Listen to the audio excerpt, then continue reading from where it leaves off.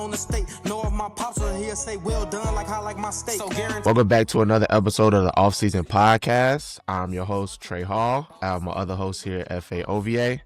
Week 6 of the IHSA football season is in the books, and we have a lot to discuss.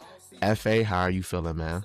Man, amazing, bro. This was an eventful week of football, bro. Probably, I would say the best week so far. I would say the best week so far. We went out to the Brother Rice MC game. That was an amazing experience. We're gonna get into everything that went into that, but great game, and a lot of things happened across Illinois. So I'm excited to get into it for real. I'm definitely excited to get into it as well. As you mentioned, we did go to the Mount Carmel Brother Rice game. We're going to start with that recap, but also just a few other things that we want to touch on is Jonas Williams breaking the state record for touchdown passes thrown.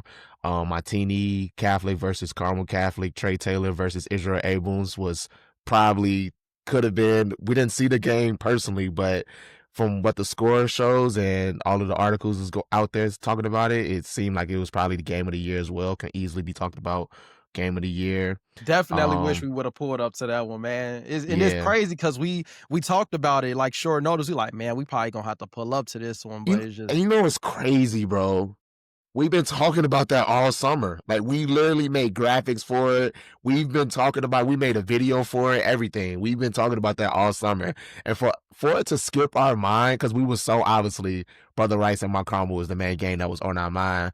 But for that to, skip our mind and get somebody to go out there and cover it for us, that was just crazy to me. Because we got somebody out there to cover Lincoln Way Central versus Bradley-Bourbonnais, and we're going to talk about that game as well. But I couldn't believe we forgot to get somebody out to that game, and I would have loved to see that game just as much as the Brother Rice versus Mount Carmel game. But let's get into that game to start off, because that game, we're going to get into the game. I want to get into everything leading up to the game when we first arrived, because I told you last week, if you haven't been to a Mount Carmel game, it's different, bro. And I think this environment against Brother Rice was way better than the game I went to last year versus Loyola. You would think the Loyola game would have more people, right?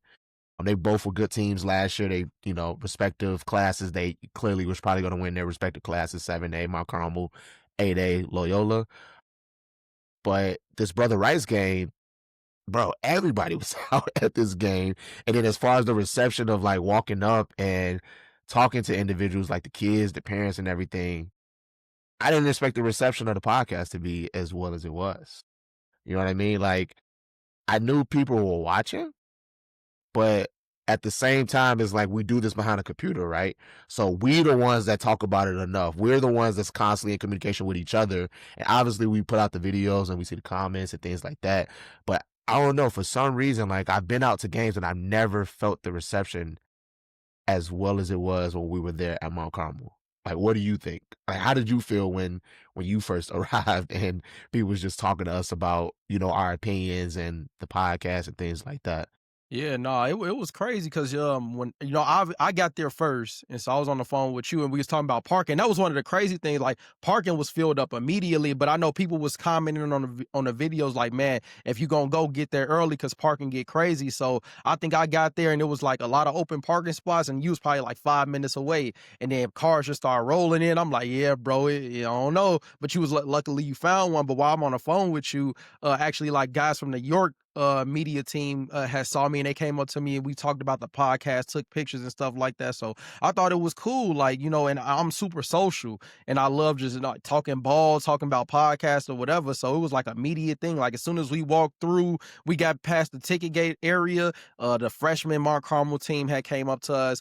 Parents started running down on me, the brother Rice parents. Yeah, the Brother Rice parents. Yeah, Brother Rice parents, the fathers, the alumni dad club. We got to talk to them for a while, and they were barbecuing and stuff. So right away, I noticed the difference between Mount Carmel's game day atmosphere and environment versus anybody else's. I told you it's the closest thing to a college game day experience in high school that I've experienced, because obviously, you got the barbecue going, you had the vendors and stuff out there, you had all of the people walking down the strip, the road in the back that leads to the field, and it just felt like something that I've never experienced in high school football. So credits to Mount Carmel, that was amazing.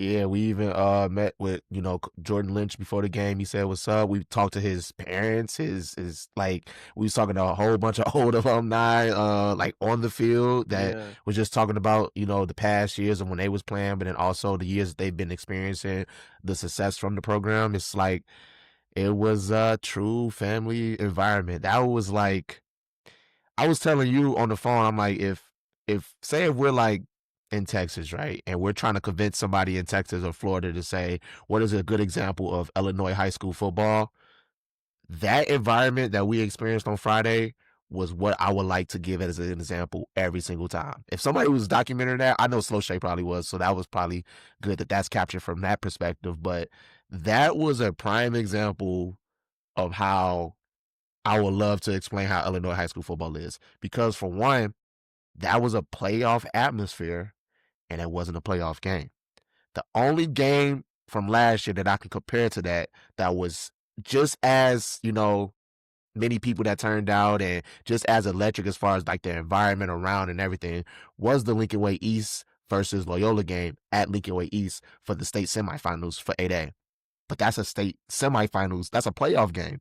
This was a regular season game, and it almost felt like a playoff game, even with the different amount of people that came out. Obviously, we talked about the alumni, but even like different players from schools came out. Like we talked to the kid from Kenwood, Javon Anderson, or the kid from Glenbard West, Jalen McMiller, or even Morgan Park coaches was out there talking to them. I even spoke to some youth players of the program I used to play for, the Dalton Bears. And it was funny because I was talking to a kid and I was just like, asking him questions about how the program, who runs the program now, who's his coach.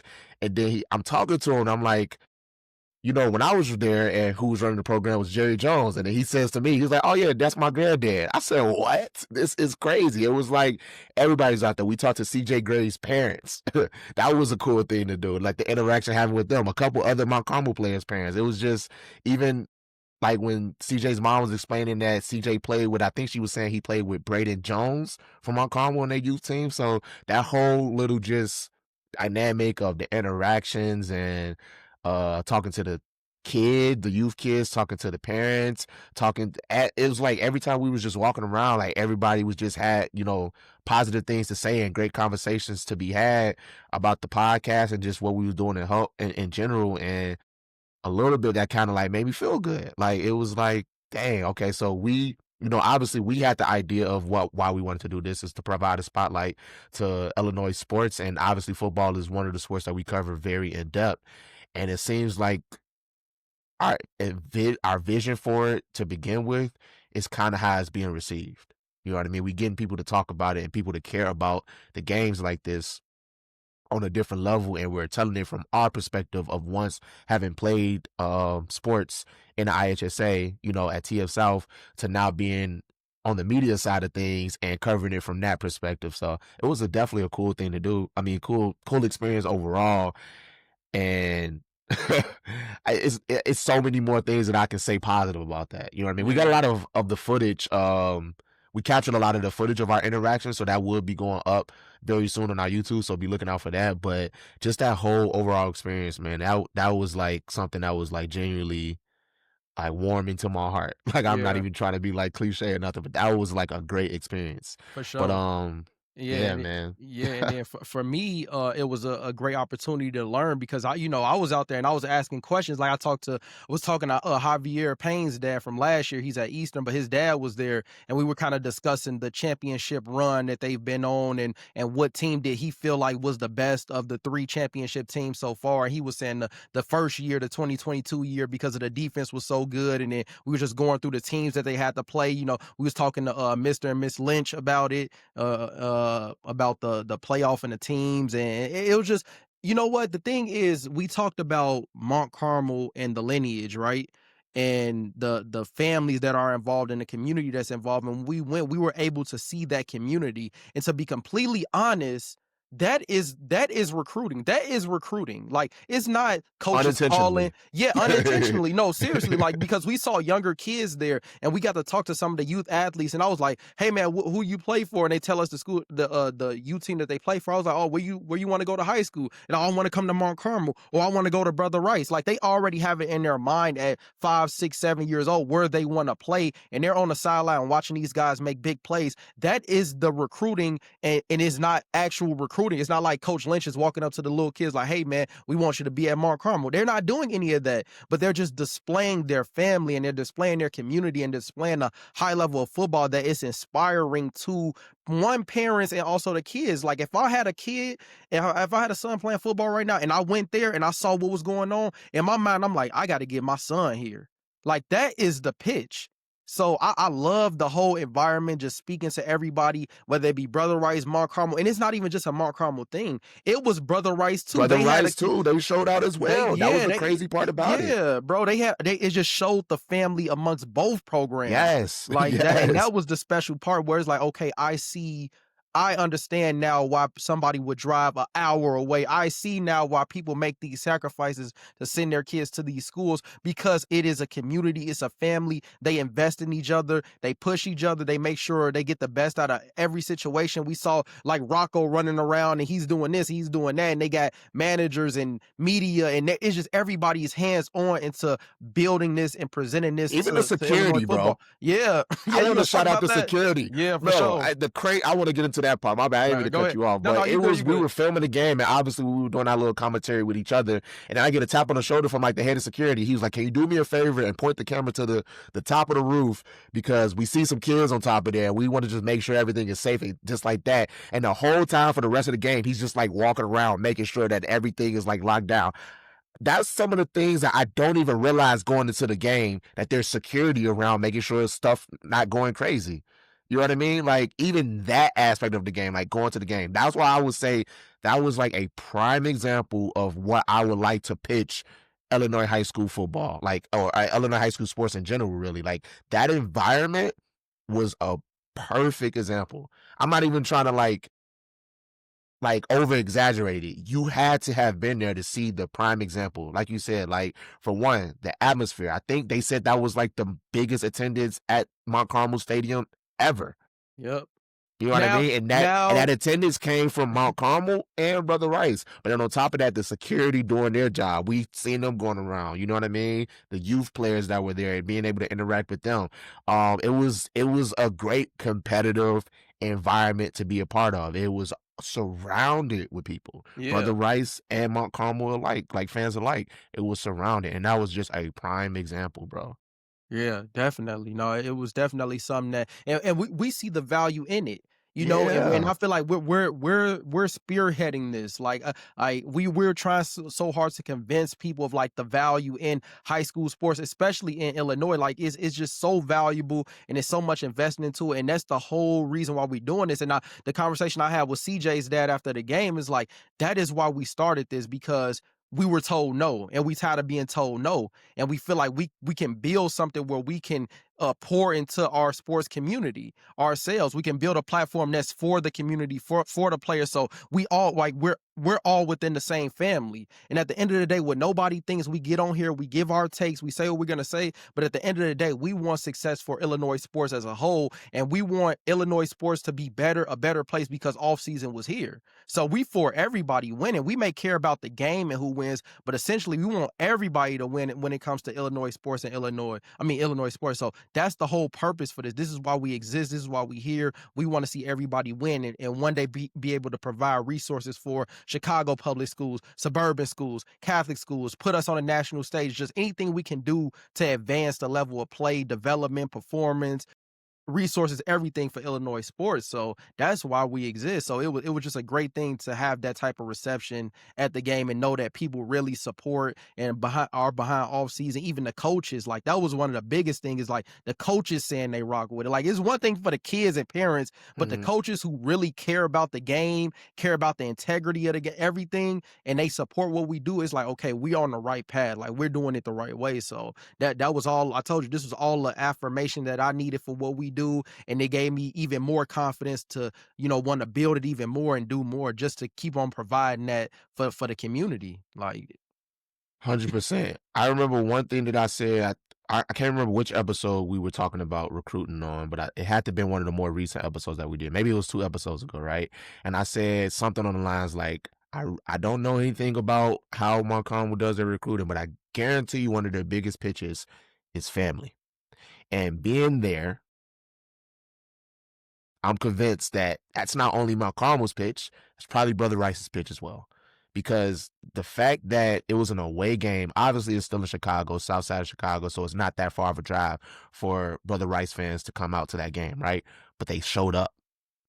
You know what I mean? Like, for it to be an away game, it was a lot of Brother Rice fans there. As obviously it wasn't more touching on Mount Carmel because Mount Carmel is the home team and they showed up as well. But like you said, we before the game even started, we were roaming around having conversations with many different individuals, from kids to parents to grandparents to alumni people and everything, and all of them were together like they were a family.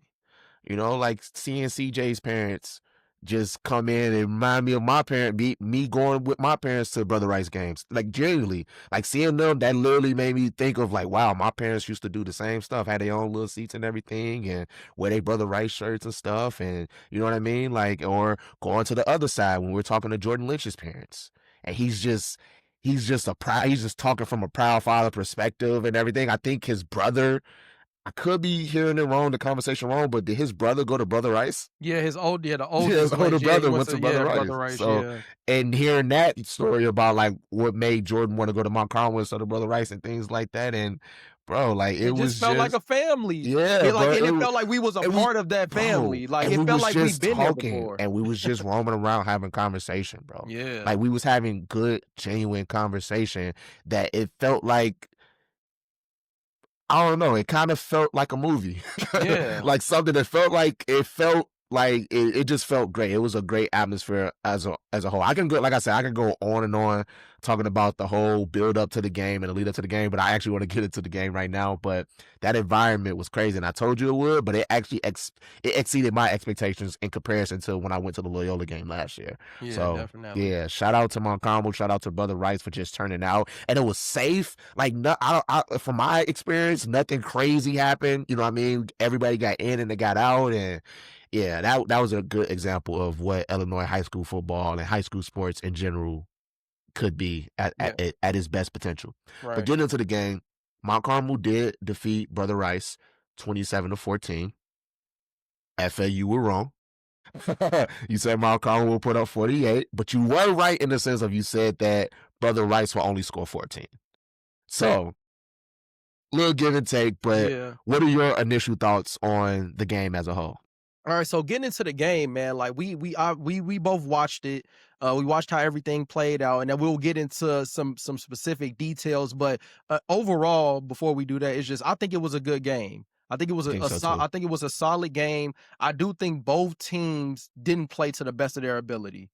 That's what I don't think that was the best Mount Carmel team, and I don't think that was the best Brother Rice team, to be completely honest. So that, I'll just say that. But going into the game, man, it started off electric. Like, it started off electric, and it's on Brother Rice's end. Like, they come out, so they get a turnover on down from Mount Carmel. That's big time. And if you could stop Mount Carmel and make them punt, that's big time, because they haven't been punting all season. So they give them the punt.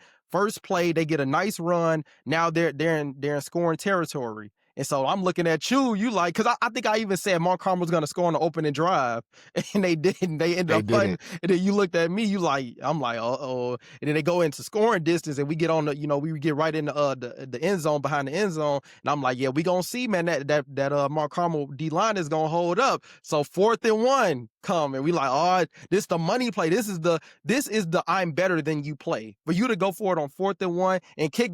But I told you, it's a statement. It sends a statement like, hey, we made y'all turnover on down, and we gonna go down on 4th and 1, and we gonna punch this in. We not kicking no field goal, because it sends a message. We're better. that obviously didn't it didn't Yeah, happen and that then way. your point was saying, because we were talking about it at the game. You were like, you was like, oh snap, Brother Rice going for it for 4th and 1. I was like, man, I think they should kick the field goal. And you was explaining what you was just saying right now. You were like, no, this is a statement. This is for both of them. Brother Rice wants to punch it into the end zone to say, we are here. We're making a statement. And on the other end, Mount Carmel sends a message right back to say our defensive line is like, no, you're not getting to the end zone. That's a statement right back at you. You can't score on us. You in the red zone, it's 4th and 1, ha, you can't score on us. And that's what it was. And I was like, no, you got to come out with points in that. And you was like, no, I get why not Mount Carmel, Brother Rice went for it is because they just had a big run. You know what I mean? They're in the red zone. They just got a good turnover on downs and stopped a very good Mount Carmel offense on their first series. They need to send a message saying that we're going to punch first and we're going to hit you in the mouth. And Mount Carmel came back and said, we eat those punches. Yeah, for sure. For sure. and the game started off like that. So from that the fact that the first 2 series from both teams ended up with 0-0, that's when we were like, yeah, it's going to be one. Yeah. It's going to be one. Oh, go ahead. No, go ahead. No, I was just gonna get into the next series, making them punt it again. And then they made them punt again twice in a row. And then I remember Rocco coming over like, oh my God, they made us punt twice. I think that's the first time this season we had to punt twice. And then you still looking at me with the camera. I'm like, oh. And then they come down and they score. And I'm like, okay, now it's interesting. now it's a game. And so that was pretty much kind of the height of Brother Rice's half is like that score. And then now Mount Carmel started picking up momentum. And this is kind of, so now it's going to get into my whole idea of the 40 points. So I know some people may think that I was saying that because I was either trolling or I just thought Brother Rice was bad. And that definitely wasn't the case at all. The reason why I said it is because as everybody watched the game knows now, or if you've been watching Mount Carmel, they have home run capability. They have big play capability at any moment. And the thing is now, so we talked a lot about Marshawn Thornton. We talked a lot about Jamari Brown. We talked a lot about Quentin Burrell, which is 3 receivers who I feel like are going to shred Illinois early in the season. We talked about at any moment, those guys could turn the game around.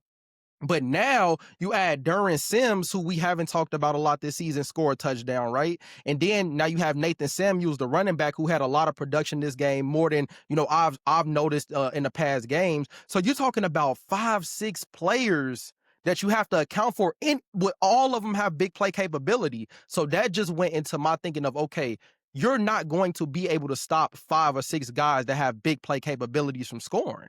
And to be honest, I do think that they should have scored 40 points because they made a lot of mistakes offensively from the false start penalties, miscommunication. They had some drop passes. I'm sure that when Mount Carmel watched the film, they know like, okay, this is not our standard of offense and playing. And for Emmett Dowling to still throw for 352 passing yards and 3 TDs, and I don't feel like they offense played the best. That is why I said that they would score 40 plus points, because they have the capability to score 40 points against anybody, and there's nothing you can do about it. The only person that could stop Mount Carmel from doing it is them, and I feel like that's what they did. I feel like they stopped themselves from scoring that many points.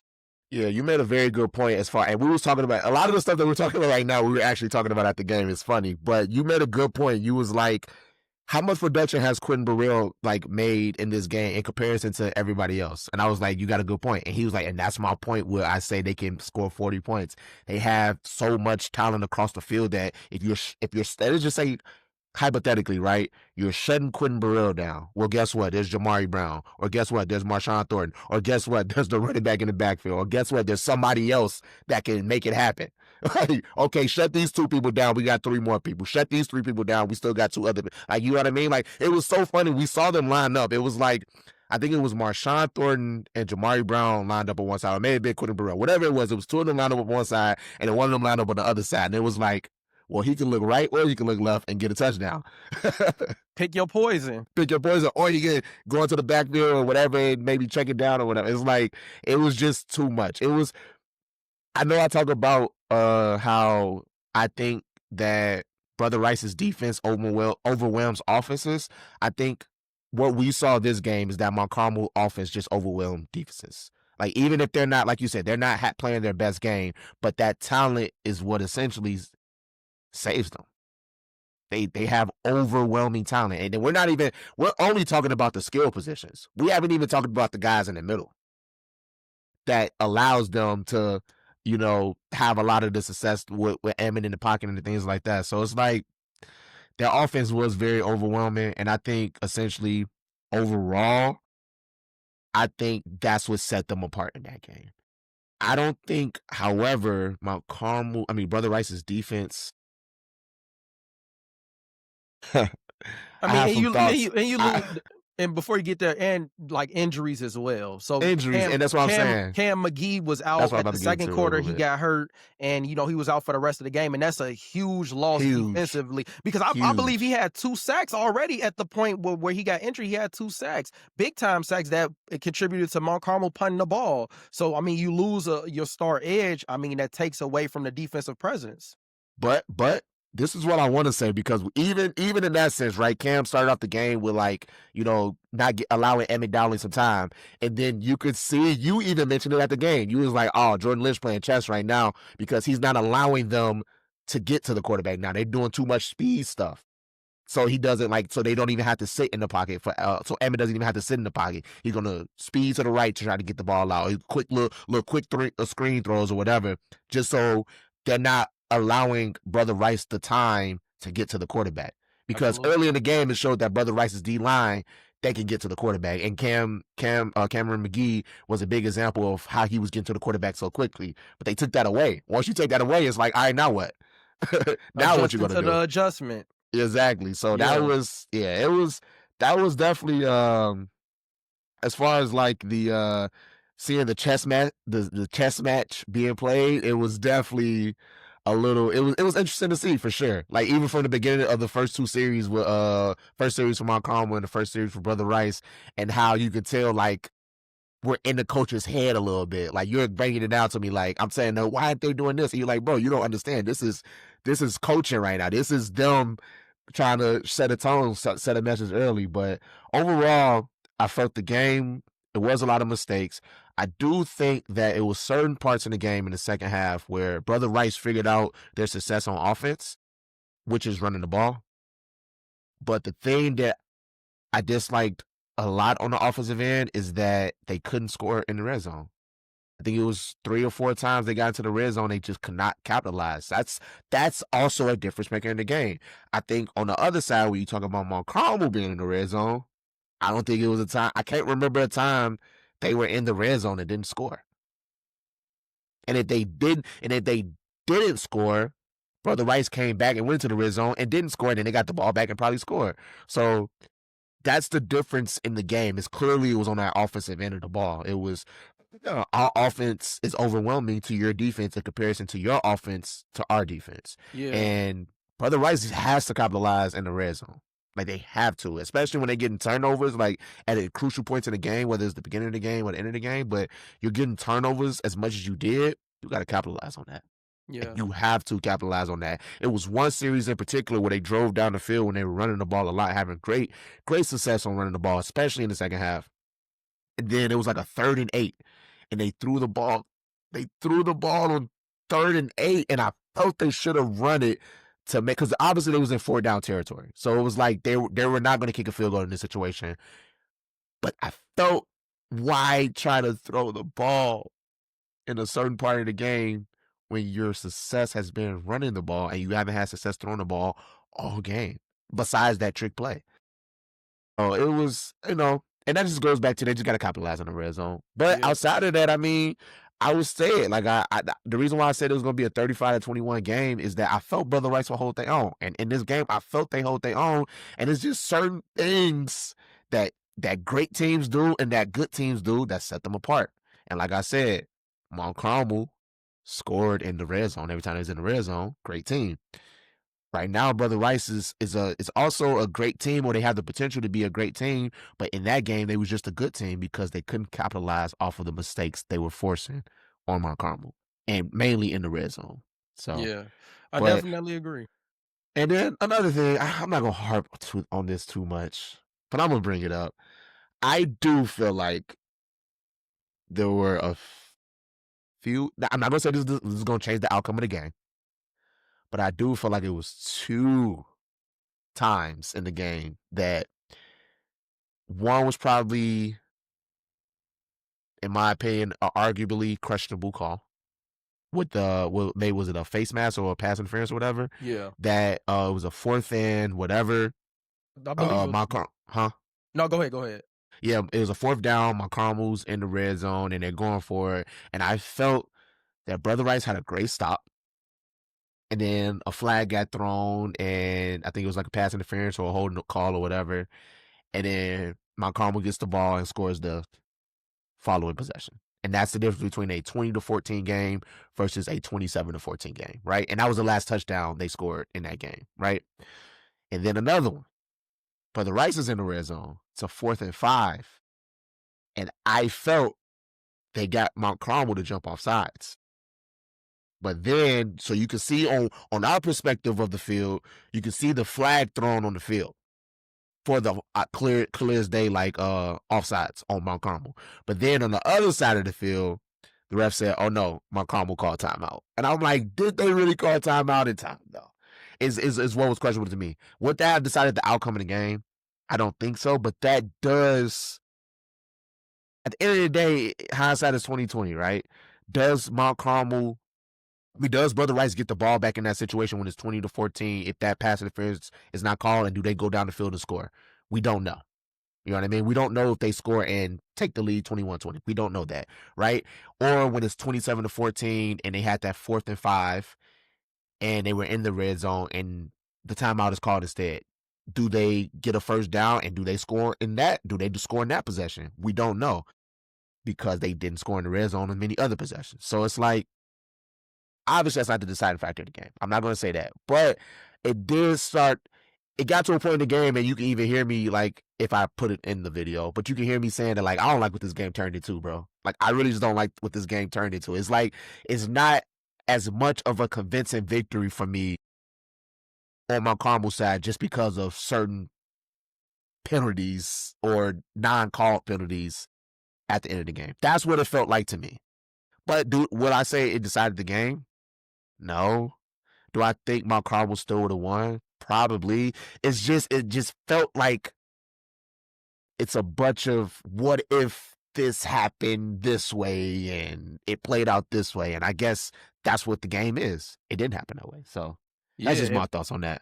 Yeah, for me in closing, that's what we always say, don't leave it in the ref's hands. Like, you know, if you don't want that to happen, then you make it convincing. Like, it's not, no call is going to sway the outcome of this game for us. But, no, just to talk a little bit about Brother Rice, they do have some positives. Even though they lost this game, there was a lot of positives to take away. So one thing I would like, you know, to put on notice is that they held Mount Carmel to 1 score in the second half, the whole second half. So I don't know if any team has done that this year. So that's something to be positive about defensively going forward, is that it showed that you can hang and you can play defense against the best offense in the state right now. So obviously they're still front runners for 7A. Obviously it's some plays that you want to get back in this Mount Carmel game, because I feel like Brother Rice had every opportunity to actually win this game. Like, before going in, I thought there was no chance for them to win the game. But as the game played out, they had opportunities to win this game. And I remember what I told you about Mount Carmel. The only way a team in Illinois is going to beat Mount Carmel is if they don't play their best game and the other team plays the best game that they could possibly play, and they capitalize off Mount Carmel mistakes, because Mount Carmel makes mistakes. They're not perfect, but they just have so much skill that it makes up for the mistakes, and most teams can't capitalize on it. But Brother Rice absolutely had every opportunity to win this game. 100%. Every opportunity. 100%. I guarantee you, it's like, it's bittersweet for them, right? Because obviously you lost the game, but at the same time, you have so much you can take from the game that you can learn and use it for the rest of the season, right? You said it yourself. This is their first real battle test of the season. First real one against, like, actual state championship, playoff atmosphere, whatever, everything you could throw and say great about Mount Carmel. This is your best challenge. It's probably going to be your hardest challenge. Yeah, probably going to be your hardest challenge you're going to face all season. That's even including the playoffs, right? So losing this game, you can take away film and say, these are the things, the reason why we lost this game. And the biggest reason why they lost the game is because they could not capitalize in the red zone. If they capitalized in the red zone as many times they was in the red zone, bro, yes, they would have won that game. Yeah, I'm gonna I say agree. that wholeheartedly. They would have won that game. And I'm not even gonna talk about the penalties. They would have capitalized in the red zone. They would have won that game. Because, like you said, take it out of the refs' hands, score where you need to score. They got the stops they need to get. They got the stops that they need to get. They got the turnovers that they needed to get.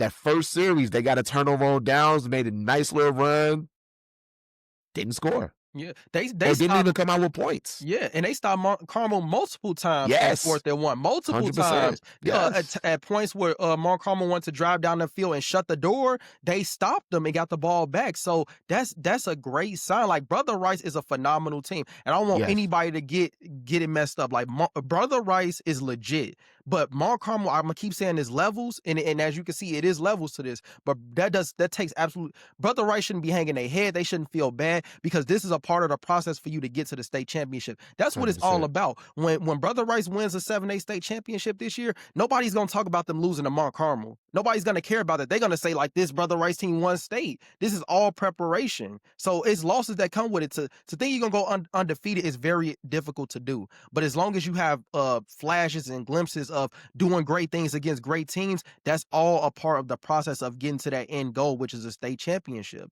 That's it. That's what the players should be thinking about. Like, getting to the state championship. There's still a major goal ahead. Yeah, you want to be Mount Carmel. It would have been great, but you lost. Oh well. It's still a much bigger goal to achieve out there. So this is just a part of that process. That's all it is.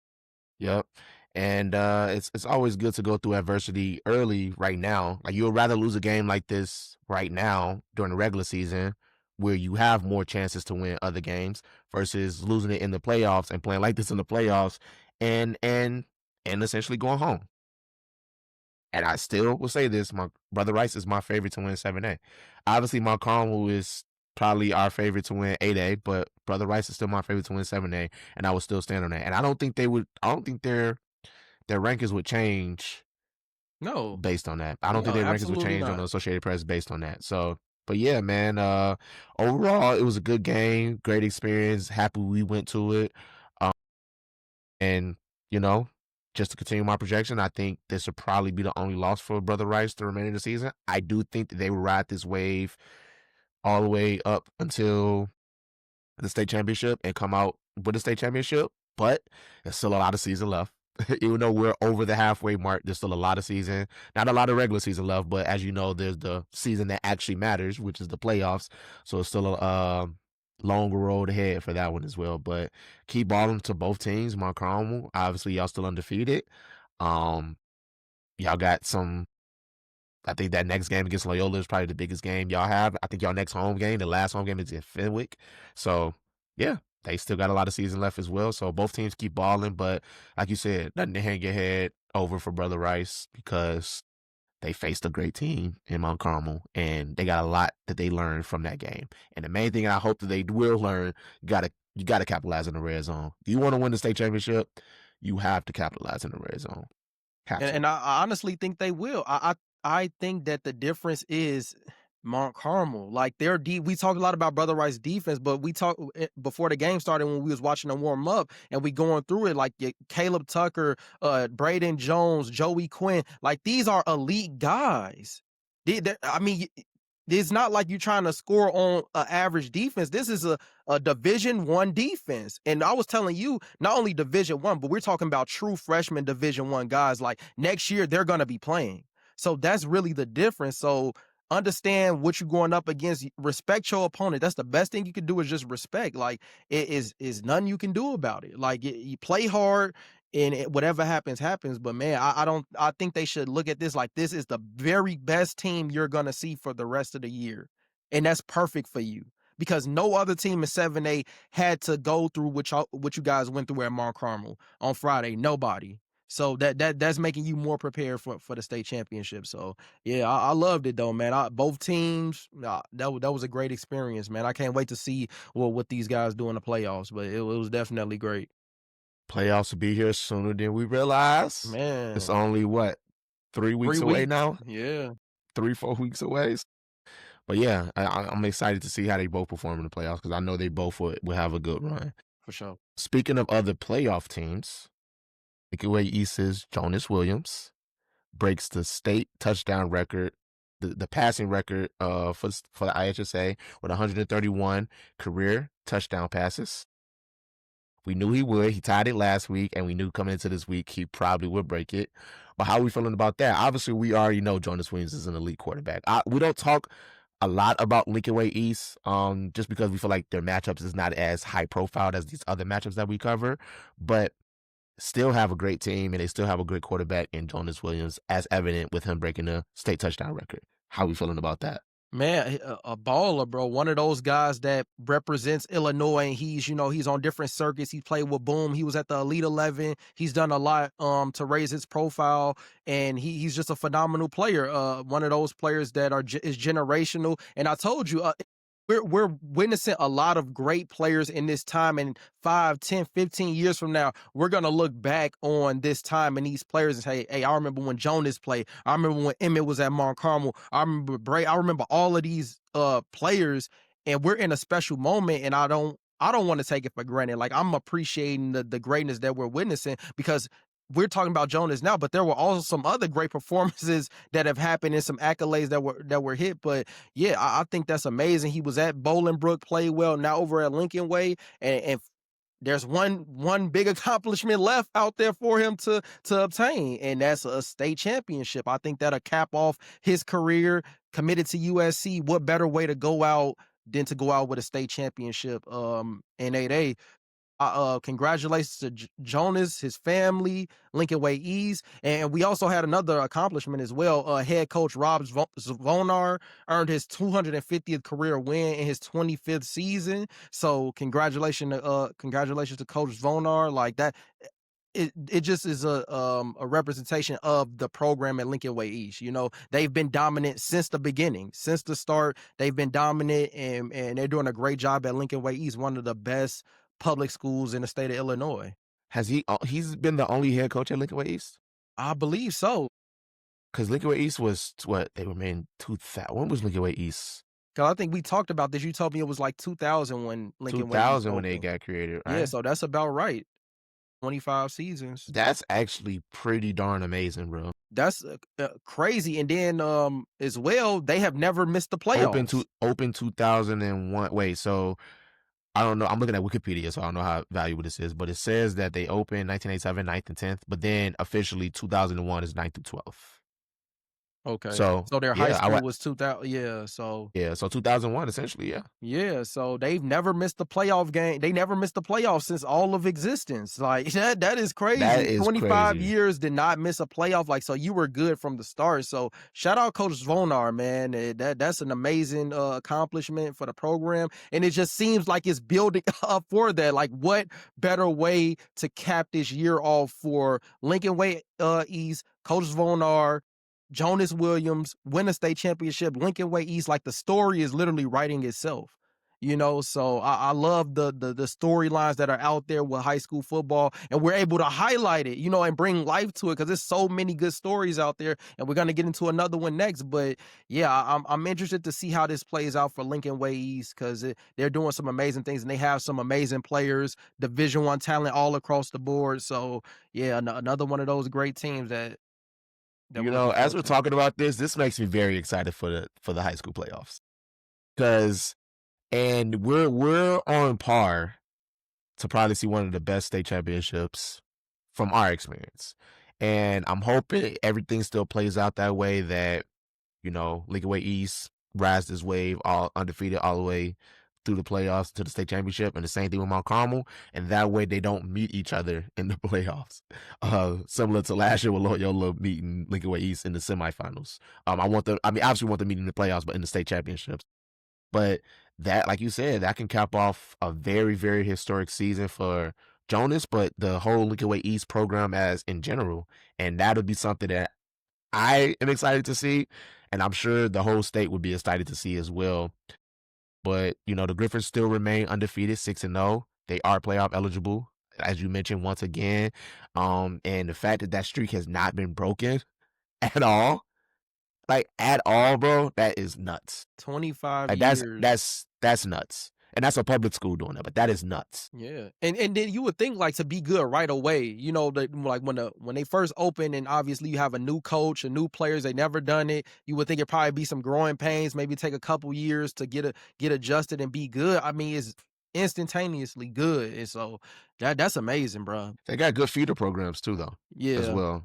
yeah, So, but definitely, we'll but see shout out to Lincoln Way East and keep on balling for the rest of the season. for sure. As we talk about good matchups, another one that took place on Friday, the one that we've been talking about all season and we didn't get nobody out to, Just drop the ball, Montini bro. Catholic versus Carmel. Two of the top 5 quarterbacks in the nation for the class of 2027, and Israel Abrams, number 2, Tre Taylor, number 4. That matchup, we knew it was going to be a good one, and it was every bit of it, man. Like, I'm ashamed in ourselves that we didn't get somebody out there to capture at least, even if it wasn't a full game highlight, make sure they capture good highlights for Israel Abrams and Tre Taylor. But how you feeling about that matchup? Bruh, we dropped the ball.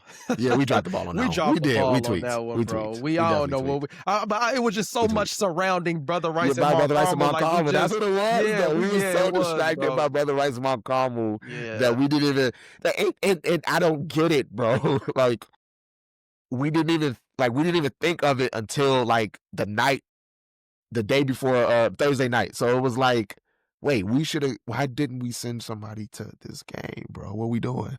Yeah. But it's all good. Yeah, but no, a historic night. Over 1,000 combined passing yards by both quarterbacks. So, and it's crazy because 24/7 updated rankings this week. So this week they got, it shifted around, and Israel became the 2nd ranked quarterback in the country, and Tre became the 4th ranked in the class of 2027. So I'm like, okay, that's dope. Like, we got 2 quarterbacks top 5 in the whole country. And so then it just lined up perfectly because this is the week that they play against each other. So once again, with the storylines, everything lining up. And to be completely honest, bro, I didn't think that it would turn out this way.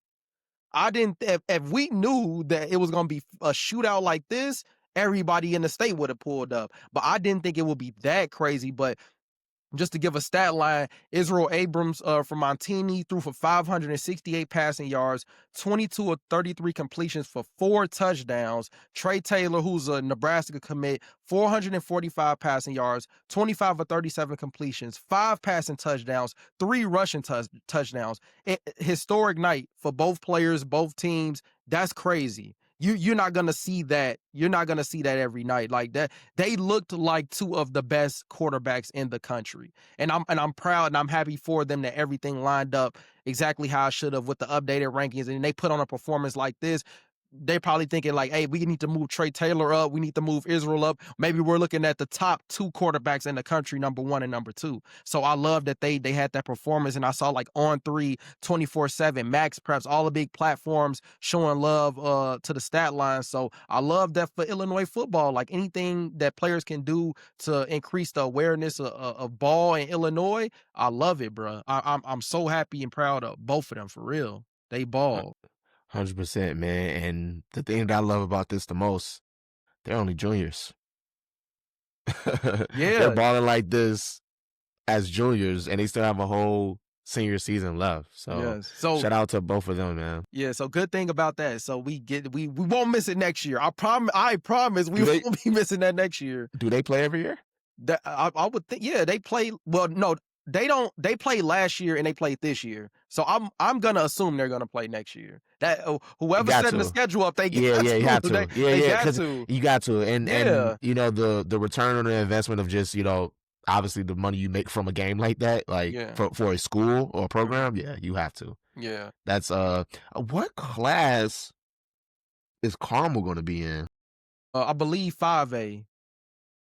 Yeah. Damn. Oh yeah, Montini's 4A and Carmel's I was 5. hoping they would be in 4A, man. Yep. Yeah, that would have been nice. That would have been nice. Crazy. They could potentially meet up again. Yeah. You sure Carmel's gonna be in 5A? Well, that's what it said. Just based off of last year, I was just going based. Okay. I was going based off of the year before, because last year I don't think they made the playoffs, but the year before that they were in 5A. So I'm not sure, but I was just going based off of history. So it may be different. Yeah.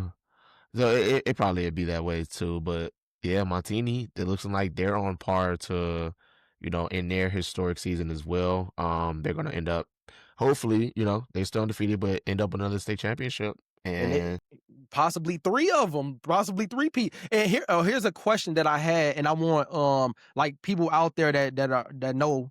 So Montini's the last state championship team to win 4 in a row. I believe it was '09. It was from '09 to 12, I believe. They won '09, 10, 11, and 12. Carmel has the potential to win 4 in a row this year. I wonder what run was the better run. If Mont Carmel is able to pull it off, obviously, what run will be the better run, Montini's or Mont Carmel's? I'm curious about that for people who know what happened. Because I don't know anything about Montini in '09, so maybe they was electric. Maybe they was some killers. So I don't know. you don't think the team in the higher class would have had the better run I as don't far as know. as far as strength of schedule and in the playoffs? Yeah, I mean, I guess innately it will probably be that way just based on the higher class. But who was the better team? I don't know. Who's the better I mean, come team? on now. I mean, I don't know. I don't know. and if we're talking about classes, right? Montini's always been in a lower class, so it's like Yeah. Montgomery's always been in a higher class. Yeah, I wonder what Come class on, they ran when man. they were winning, though. I'm not sure. I didn't Who, look Montini? at it. Yeah, I think I have to look. Maybe it was around 5 or 6 or something like that. Obviously, it was never 8 or 7. Ooh, let's look it up right now, Yeah, real let's quick, see. as I'm on the IHSA website as we speak. If I go into the records and history, and then champions and runner up, and you said '09? Yeah, I believe it was 09, 10, 11, and 12.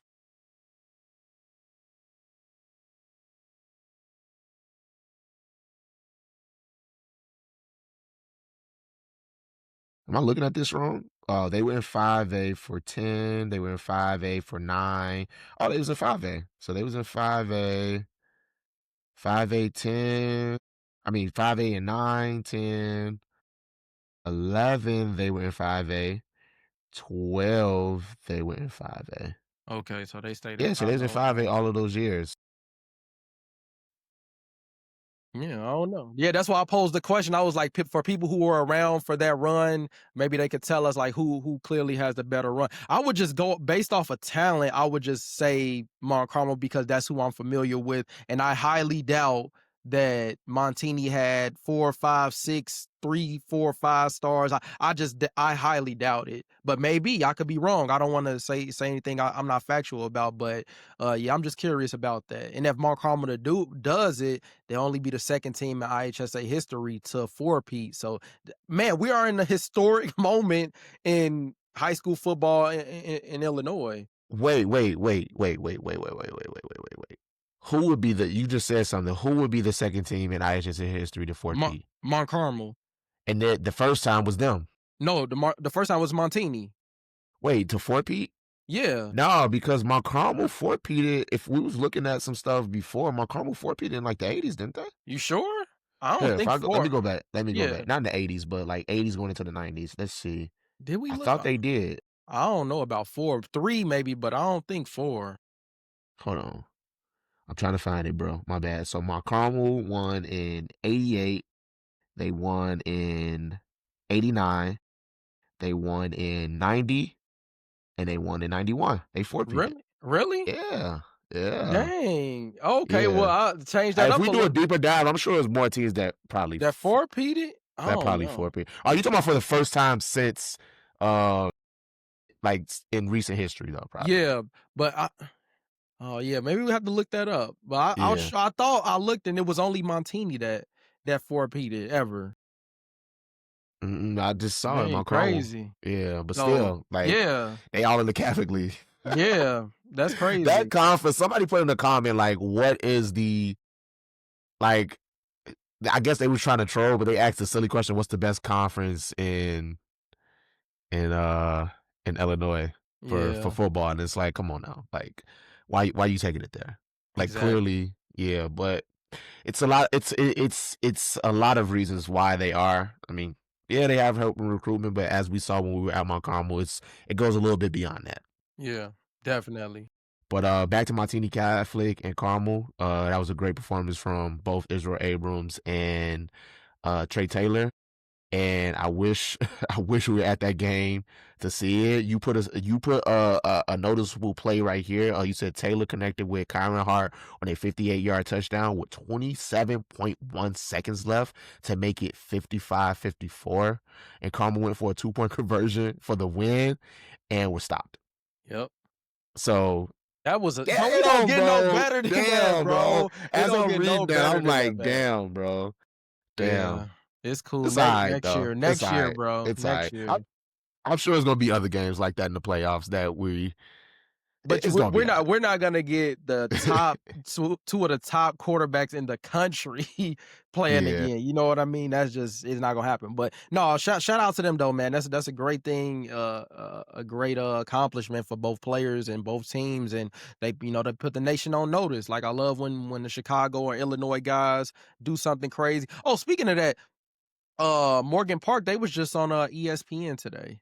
Darrell Mattison, he caught that interception. Mattison, Darrell Mattison, he caught an interception. It was on ESPN. And you got Moss. Practice how you play. Practice how you play, bro. From the first practice that we saw from the summer camp tour at Morgan Park, first play, interception.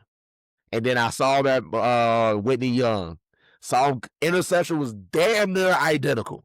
Except he may have caught it a little higher in the air. He had 2 interceptions that game. And then the interception that you're talking about that ended up on ESPN, but practice how you play. That was a prime example of practicing how you play. And then give my man his stars, man. Stop playing around. I don't think he got no stars. He ain't in a database like that. 24/7 rivals, man. Y'all better get it together. Give my man his stars. Yeah, 100%, bro. Keep balling though, bro. Yeah, keep balling and let that be a driving force to you, for sure. For sure. That's what's up though. They was on ESPN, what, SportsCenter or something? Yeah, SportsCenter. The You Got Moss segment. Because the interception was a Moss. Like, bro, you got it. Did you see it? Did you see the clip? I saw it. I think we was tagged in the clip. Yeah, that was crazy. So shout out MP, man, getting featured on ESPN. Them boys always find a way to be seen somehow. Boy, I swear. I respect it, man. Yeah, shout out to them. I respect it. Another game we covered this week was Lincoln Way Central versus Bradley, and that was a game that we were talking about pretty much all season as well. Bradley was in a situation that they was hoping to get a game back and get that get back from last year, losing in the state playoffs. Unfortunately, it did not turn out that way, and Lincoln Way Central was victorious 28-20.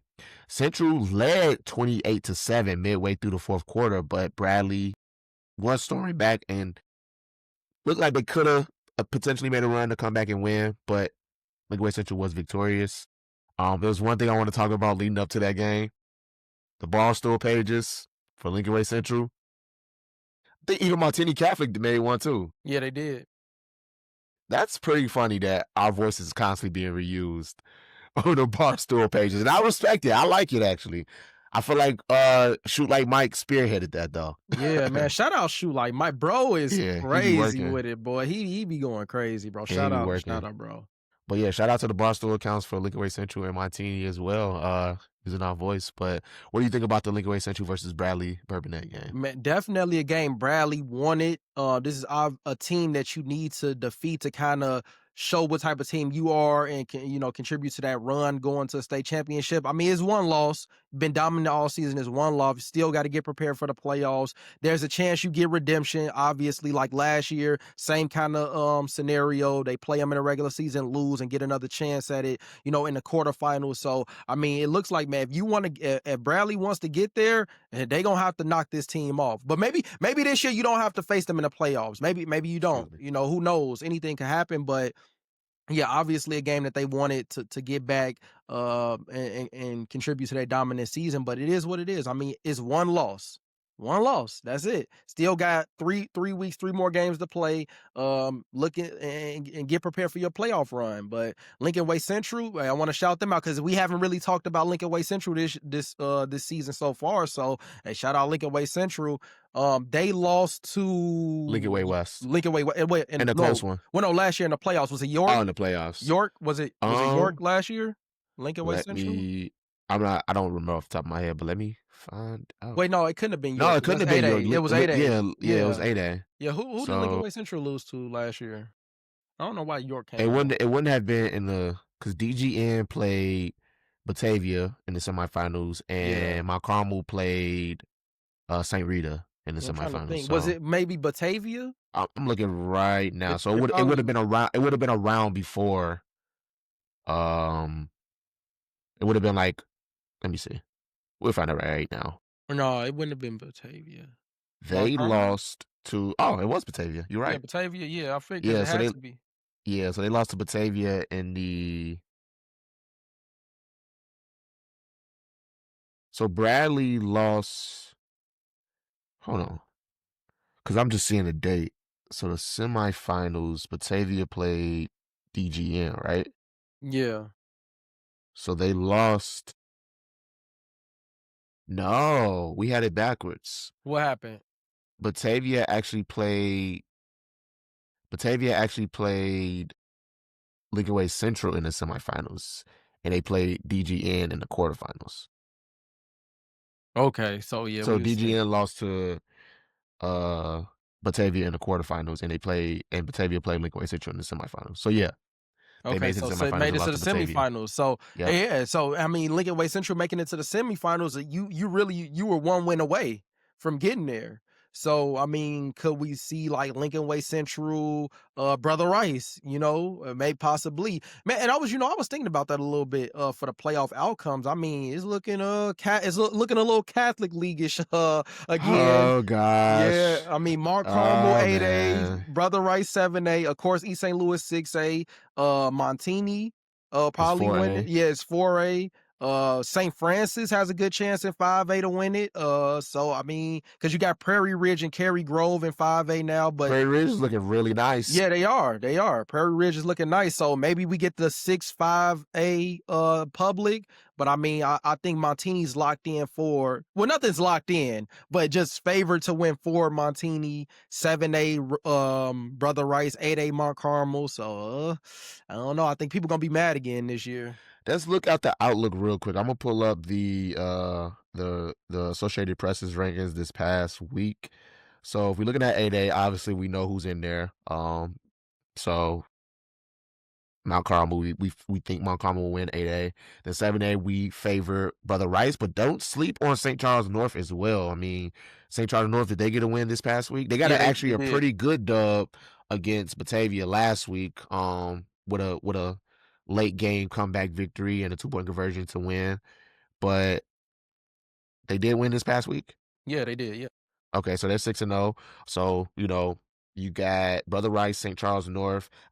I'm sorry, DGN, but I don't believe you. So I'm just gonna skip past you. Lincoln Way West, Bradley-Bourbonnais, still Batavia. I have a lot of faith in. And then Lincoln Way Central. And then Yorkville.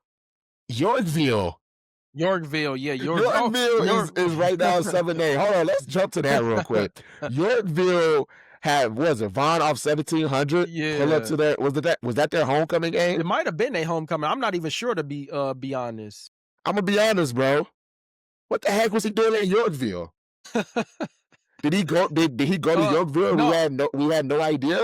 No, so I who did I speak to on Instagram? Check our Instagram right quick so we could credit them. But who should say Yorkville? Is it AJ Shots or something like that? Did they collab with us on it? No, I believe they did collab with us on it. Check and see who it was. But I messaged them, and so I guess somebody who went to Yorkville. They do like videos. And so I guess the dude that do videos went to Yorkville, and he hit up Vaughn and then told him to Flicks come by through. Jay Garcia. Yeah, Flicks by Jay Garcia. That's who I talked to. So if you read the messages, you could say Josh what actually happened.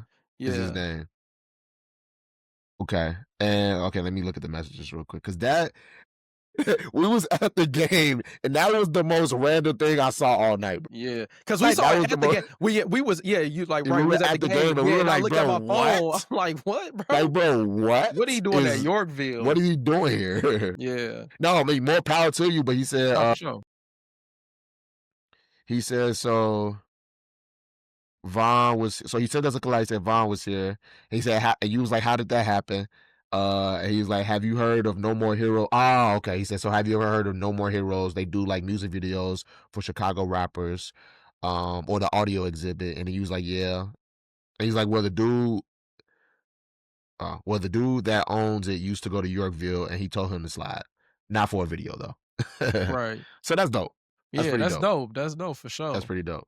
That is dope. But that was that. Talk about that wasn't on my bingo card for last week. I'll be No, honest. definitely But not. that's probably what the attention was too at the same time. For sure. But shout out Yorkville. I think they are undefeated too. Yeah, they are. And Yeah. they could make a bid in 7A, going back to, you know, what we were talking about, the state playoffs, but they can make a pretty good bid for 7A as well. Yeah. It looks like if I go back to the rankings page, yeah, they weren't ranked the week prior to that in the Associated Press's rankings. So yeah, Yorkville is a team that could be making a run in 7A as well. I'm excited about 7A because, as we've always been saying the whole season, it's quite open, although I do think Brother Rice will be the one that comes out victorious in 7A. It's going to be interesting. I also saw some things that Glenboro West could potentially get bumped down to 7A because of Mount Carmel being in 8A, but we'll never officially know until the night of the playoff selection show. But then in 6A, obviously East St. Louis, don't even need to talk about that. Pray for 5A 6A. huh? You Pray say for what? Pray for 6A. Pray for 6A, yeah. 6A shut it down. 5A, Prairie Ridge, St. Francis. Bloomington. Is Bloomington High School still undefeated? I'm not sure. Because they have been balling this season as well. Let's look. Bloomington, Illinois. But then again, I had to see their competition, but they're sitting at 3rd right now behind St. Francis. Oh, they just got their first loss. They lost to Normal Community. You don't want to lose that game. That's like TF. That's like TF South losing to TF North at that point. Yeah. So they just lost this past week to Bloomington. To Normal Community, 56-42. So but they won't see each other in the playoffs though. And then Cary Grove we mentioned, but then 4A, Montini Catholic, but then there's also Morris, there's also Rochester, Mount Zion. I would love to see Mount Zion go back to a state championship. With JC Anderson and I think his name is Jacob Harvey, is a dog. I want to shout out that kid. That kid's been balling. I went to that game early this season. He had a nice little one-handed that I put into the Friday Night 5 for the IHSA. Yeah. 4A, Sacred Heart Griffins in 4A. We'll see. Although I do think it's Montini Catholics to lose in 4A. And if we go down to 3A, Immaculate Conception. Yeah. Looks like today going to be in 3A. Yeah. And shout out to them because they just got a big win over St. Francis, which is one of the top teams in 5A. So shout out to Coach Bowen. Shout out to Immaculate Conception. They ball a complete turnaround. From last year, I don't think they even made the playoffs last year to now competing for a state championship, being a front runner for the state championship. So yeah, man, shout out to them.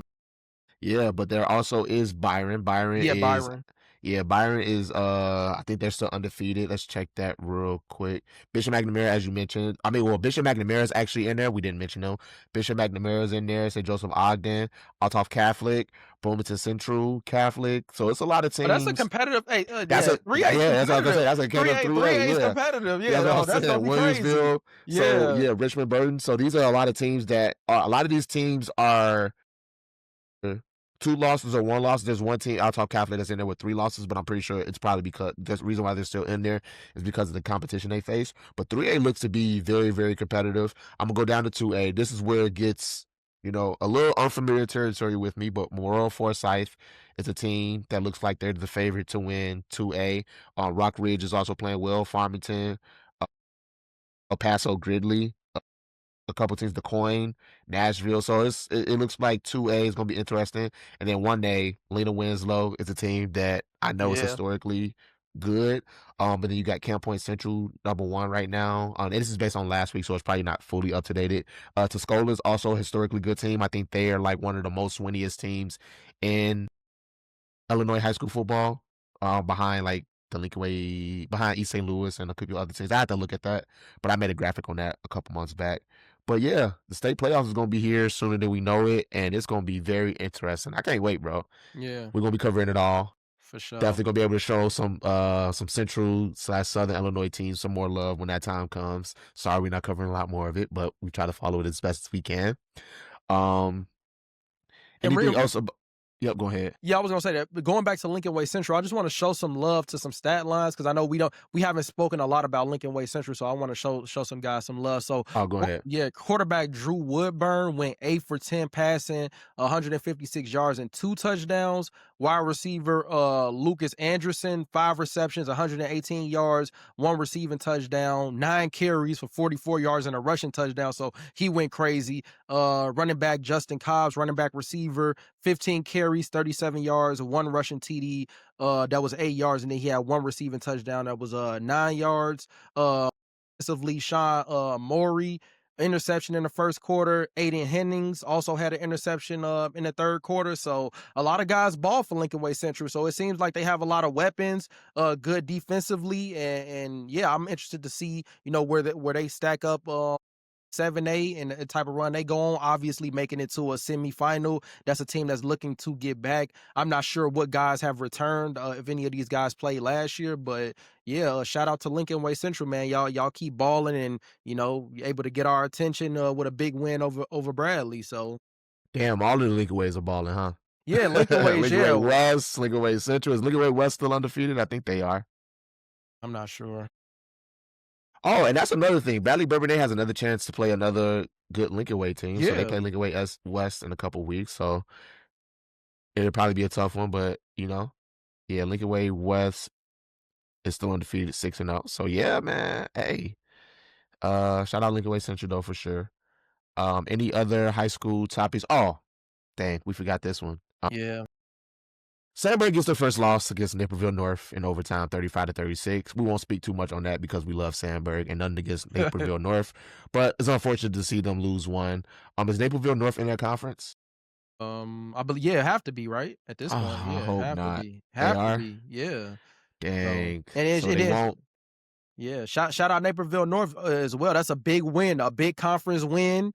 You knock off one of the top teams, and you're now 3-3. So that was a must win for them because they're fighting for playoffs at this point. So that was 100%. a must win. So that's a great win for them as a team. So now you increase your chances of making it. 3 games left. Got to win at least 2 of them. So It's we'll showing see. based on Max Prep, it's showing a non-conference matchup. So it looks like they will still have a chance. So let me look at this because sometimes, sometimes Max Prep be wrong, bro. Yeah, and I would think it would have to be at this point. It has to be conference. Like, does it? Yeah, it would have to be. Who typically ain't nobody playing out of a conference at this point in the season. Like it has to be. Let me sign into my Max Prep real quick to see. Yeah, it has to be a conference game. I don't know, maybe not, because that is that conference that they switched around. They're in there. I don't know why.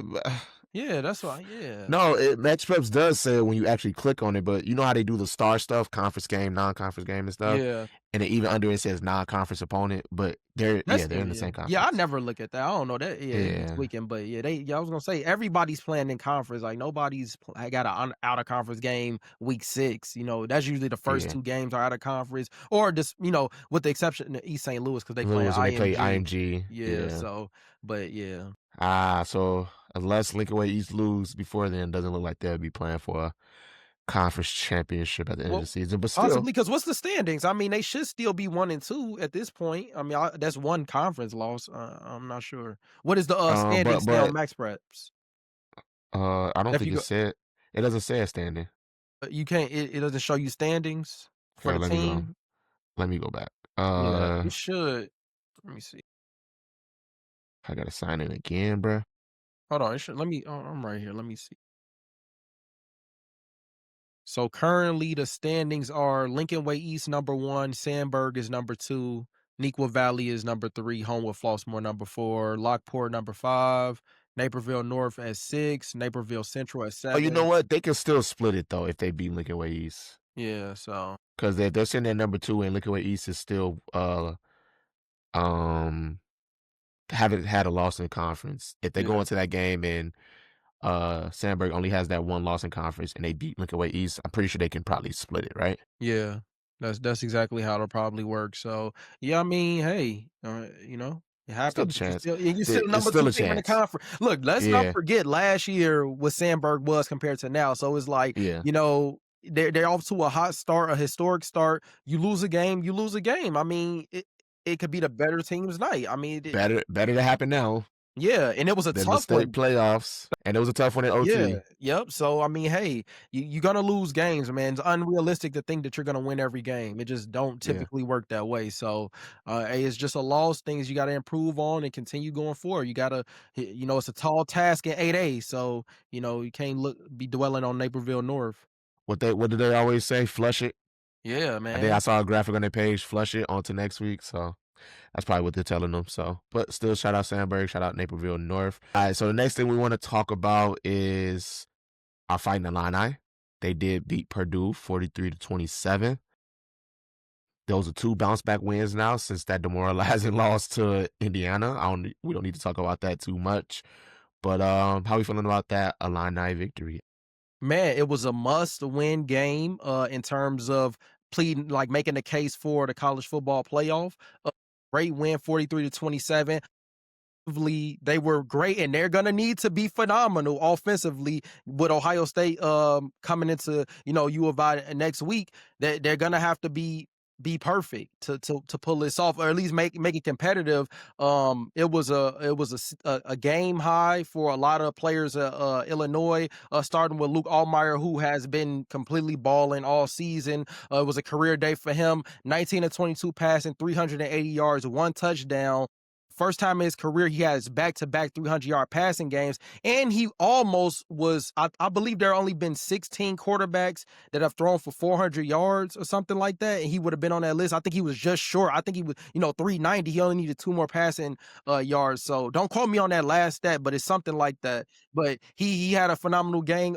Hank Beatty played well. He had a breakout performance, 5 catches, 186 yards, 1 touchdown.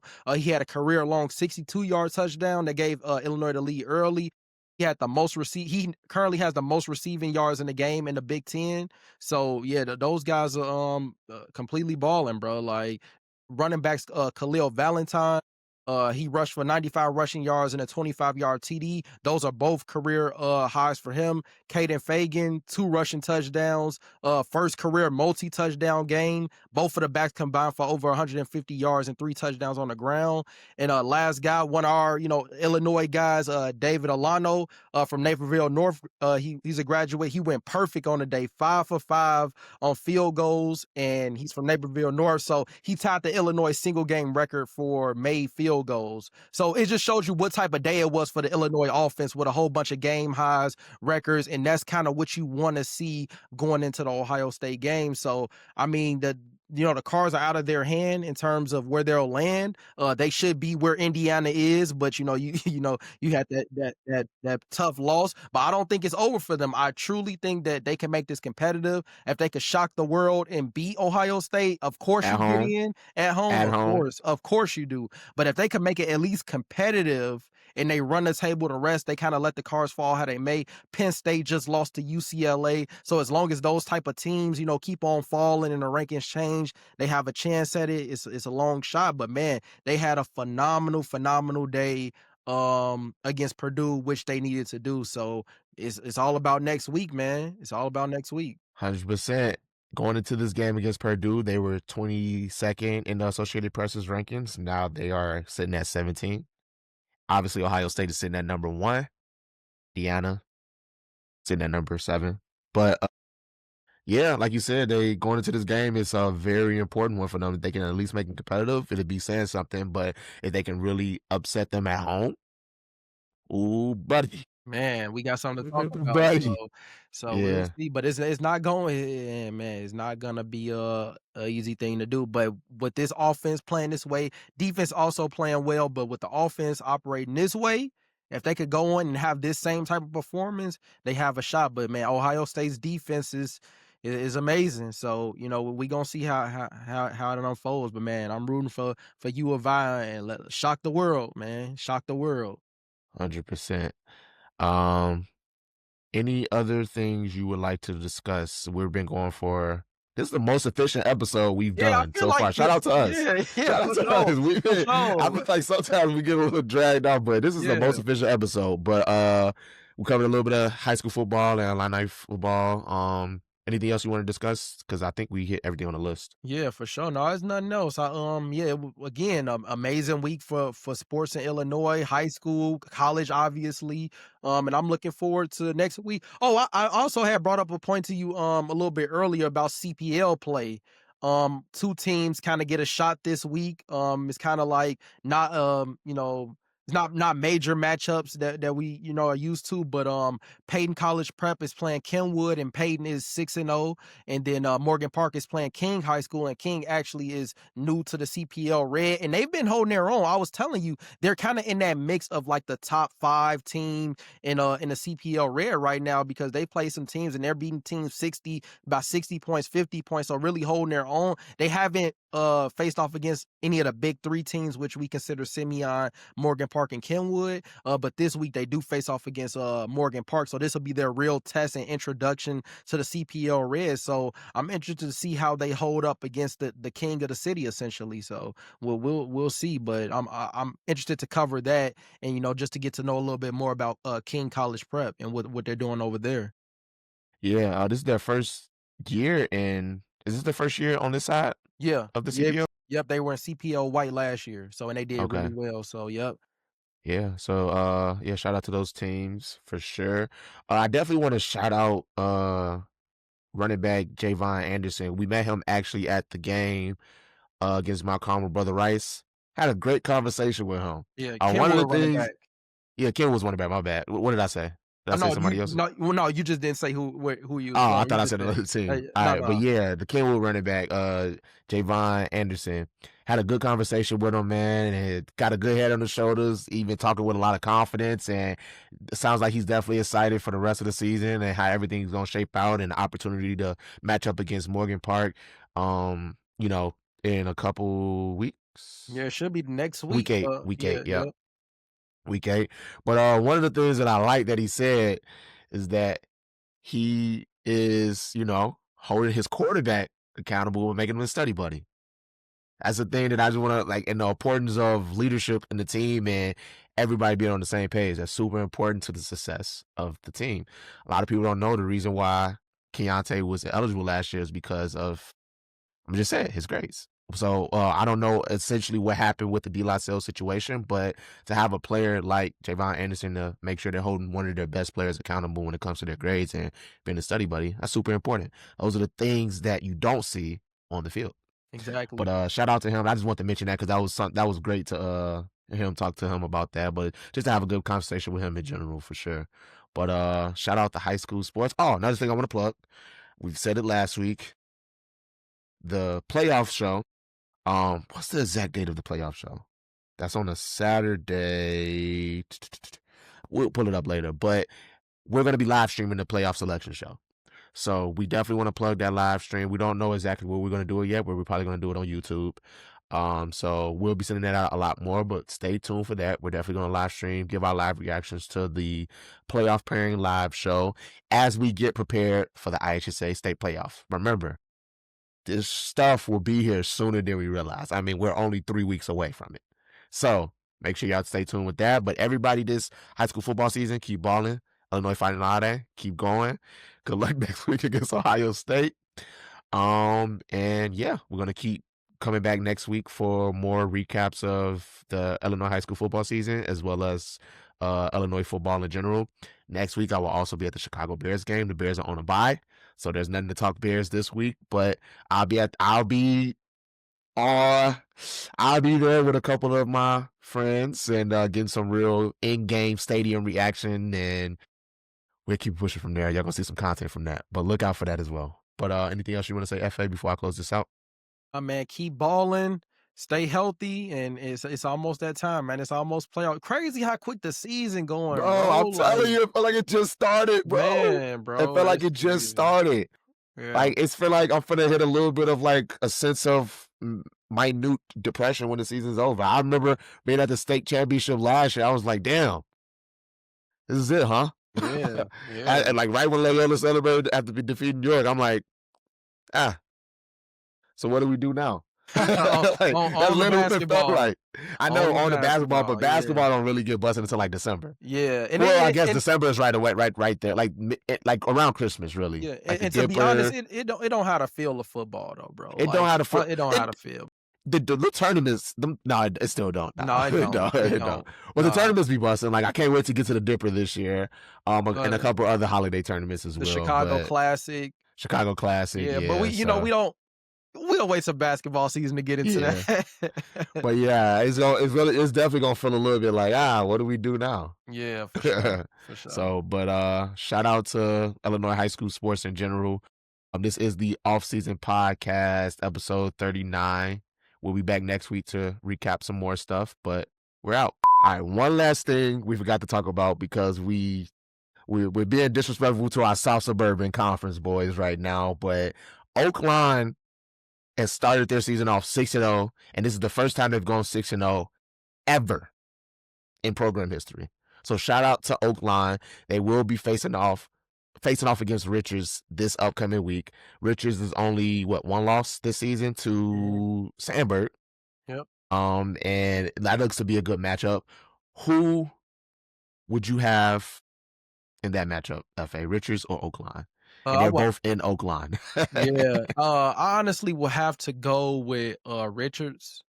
I think Richards is probably one of those situations where like it'll be a difference in talent. I believe so. And Richards, the teams that they've played already, I think they had a tougher schedule up until this point. They had to play Crete. They had to play Sandburg. Oakland, on the other hand, really hasn't played that many good teams. I mean, they played Thornridge, Shepherd, Bremen, Argo, Evergreen Park. So, they had big wins, play Wheeling 58-0, Thornridge 47-6, or Argo, they beat 48-20.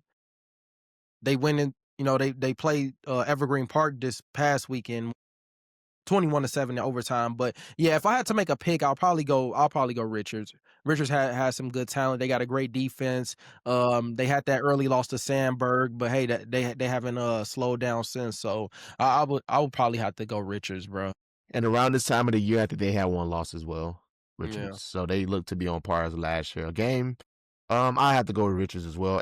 And no, not a knock to Oakland, but one thing we talk about is strength of schedule and being battle tested. And I just think Richards has the more impressive wins, and more impressive just matchups too.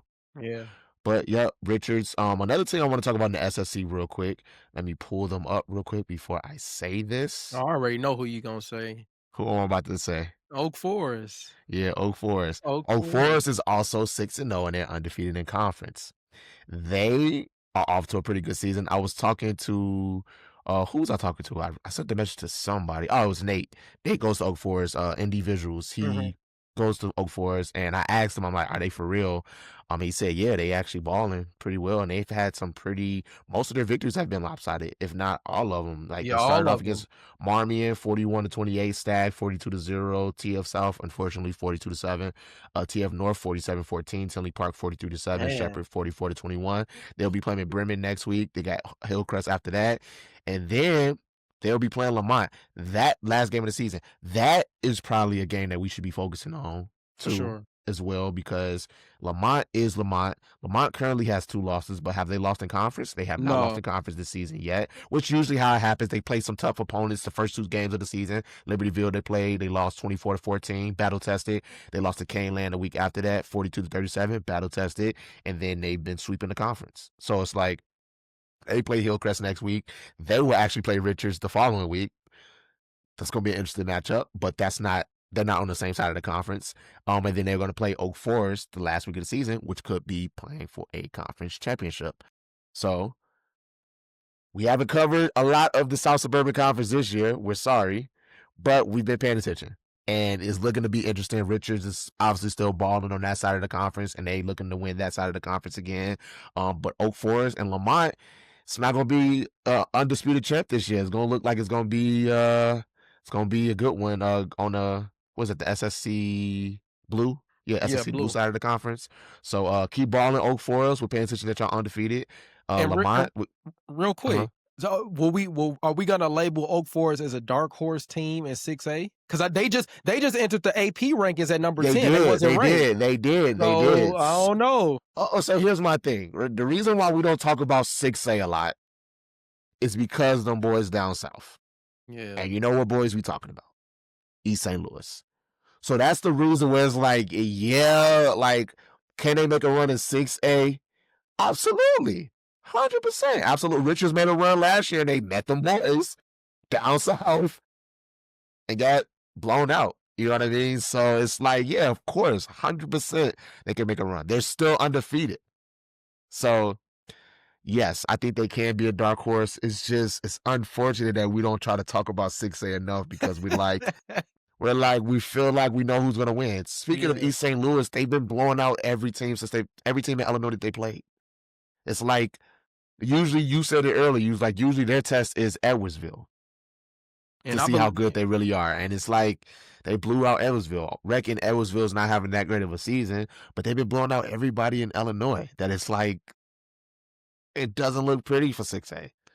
It doesn't. I'll be honest. I know Nazareth is in 6A. Joliet Catholic doesn't look like they're going to make the playoffs this year. Who's going to challenge them in 6A?